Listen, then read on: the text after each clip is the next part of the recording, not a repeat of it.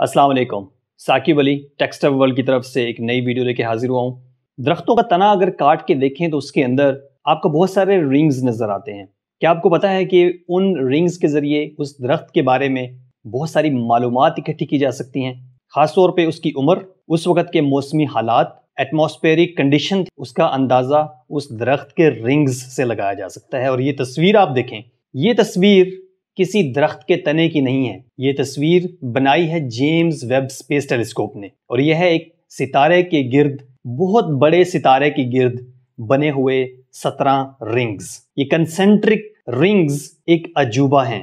वैसे तो James Webb की हर तस्वीर ही हैरानकुन है, लेकिन इस तस्वीर के बारे में आज बहुत ही दिलचस्प मालूमात आपको फराहम करने वाला हूँ। 17 दायरों वाली ये तस्वीर 150 मिलियन नूरी साल के फासले पर मौजूद एक स्टार सिस्टम WR-140 के गिर्द है। मैंने स्टार सिस्टम का लफ्ज़ इसलिए इस्तेमाल किया कि ये कोई एक सितारा नहीं है। WR-140 एक बाइनरी सिस्टम है जिसके अंदर 2 सितारे मौजूद हैं। आज हम डिस्कस करेंगे कि ये सितारे किस किस्म के सितारे हैं, इनकी हुजम, इनका कमियत, इनकी रोशनी, इनकी चमक, और फिर हम देखेंगे कि ये जो रिंग्स हैं वो बनते कैसे हैं। तो सबसे पहले हम डिस्कस करते हैं कि WR-140 के अंदर सितारे कौन कौन से हैं। इसमें 2 सितारे हैं जिनका स्पेक्ट्रल टाइप O है। सितारों का टेम्परेचर और उनकी ल्यूमिनोसिटी, उनकी चमक की बेस पर HR डायग्राम्स बनाई गई हैं। HR डायग्राम के अंदर अगर आप देखें तो जितनी ज्यादा चमक होगी, जितना ज्यादा टेम्परेचर होगा,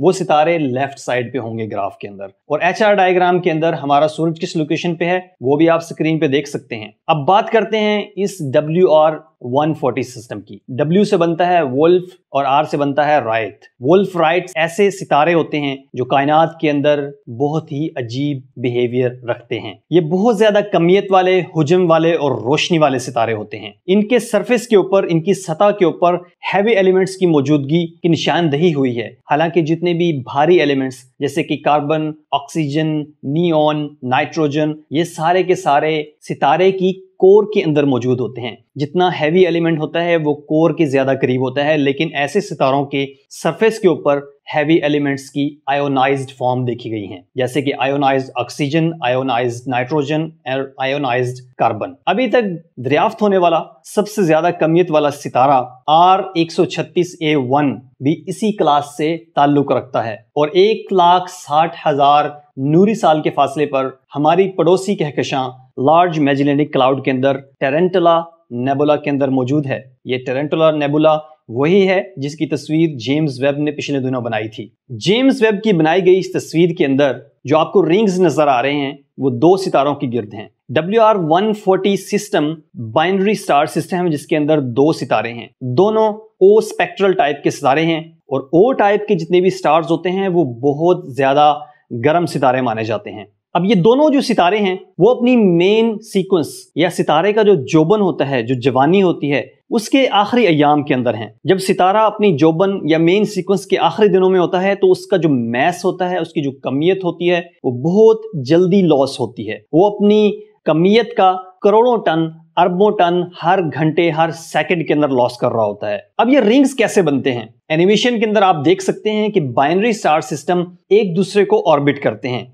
और उनकी कमियत के हिसाब से दोनों का मदार मुतय्यन होता है। इसमें आप देख सकते हैं कि WR-140 जो सबसे ज्यादा कमियत वाला सितारा है वो छोटे से दायरे के अंदर वॉबल कर रहा है, और जो दूसरा सितारा है और उसकी कमियत तकरीबन 20 सूरजों के बराबर है, वो इस बड़े सितारे की गिर्द हर 8 साल के अंदर चक्कर मुकम्मल करता है। हर 8 साल के अंदर जब वो इसके करीब से गुजरता है तो दोनों के शमसी तूफान, दोनों की शमसी हवाएं आपस में टकराती हैं। दोनों के टकराने की वजह से शॉक वेव्स पैदा होने की वजह से वो ज्यादा दूर नहीं फैलती, बल्कि उसका एक पैटर्न बन जाता है। हर 8 साल के बाद एक रिंग का बनना हमें ये बताता है कि ये 17 रिंग्स जो हैं वो कितने साल पर मुहित होंगे। इससे भी कहीं ज्यादा दायरे मौजूद होंगे, लेकिन हमारी टेलीस्कोप्स इससे ज्यादा देख नहीं सकती। सितारों की गिर्द जब ये दायरा बनता है तो वो बहुत ज्यादा गर्म होता है। जब ये गैस, ये डस्ट कूल डाउन होती है, ठंडी होती है, जिसके अंदर सबसे ज्यादा मिकदार कार्बन की होती है,